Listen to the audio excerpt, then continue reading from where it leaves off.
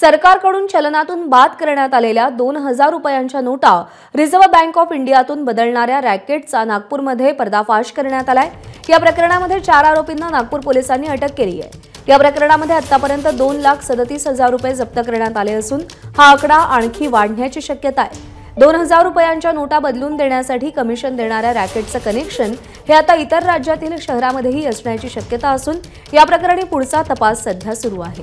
अनिल जैन म्हणून तो व्यक्ती आहे जो जबलपूरचा आहे, त्याच्या माध्यमातून या ठिकाणी जे इतर आरोपी आहेत ते असे या ठिकाणी काम करत होते त्याच्या मार्फतीने, कारण तो या ठिकाणी 2000च्या नोटा यांना देत होता आणि त्यानंतर इथले लोक काही महिलांचा किंवा जो त्या ठिकाणी मुंगफली विकत होता त्याचा यूज करून हे पैसे बदलत होता, त्यांची कागदपत्र सबमिट करत होता।